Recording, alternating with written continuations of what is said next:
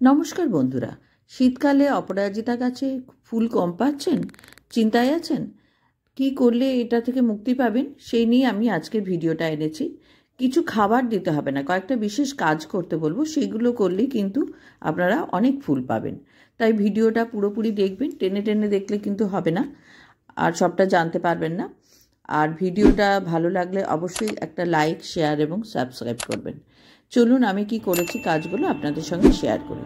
দেখুন, এই অপরাজিতা গাছে এই শীতকালে অনেক বীজ হয়ে যায়, ফুল কম হয়, বীজের সংখ্যা অনেক বেশি হয়ে যায়। তো এই বীজগুলো হলে কিন্তু গাছে ফুল কম আসবে। তাই জন্যই দেখুন, এই যে আমার গাছটায় প্রচুর বীজ হয়েছে। তো আমি কি কি কাজ করেছি, এই প্রথমেই কিন্তু এই বীজগুলিকে আপনাদের তুলে নিতে হবে।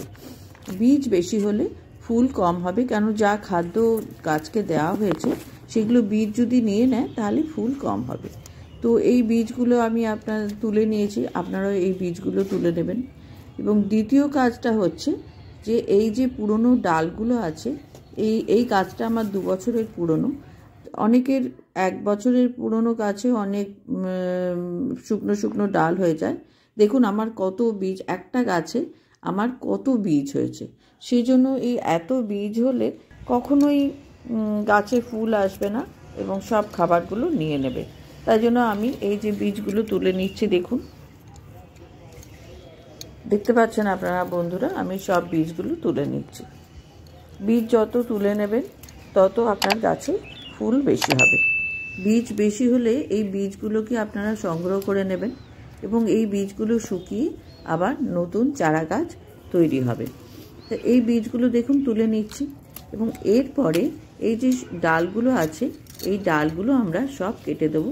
গাছটাকে সঠিকভাবে প্রুনিং করতে হবে এবং প্রুনিং করলে তবে নতুন চারা বেরোবে এবং নতুন ফুল ফুটবে। এই যে দেখুন, আমি এই ডালগুলো সব কেটে নিচ্ছি।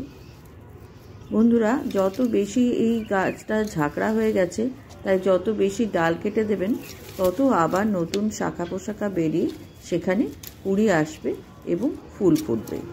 এইটি হচ্ছে এর মূল কথা, যে যদি আপনারা প্রুনিং না করেন, ডাল যদি না কেটে দেন, তাহলে আবার এইরকম বীজ বেরোবে এবং নতুন ফুল ফুটবে না।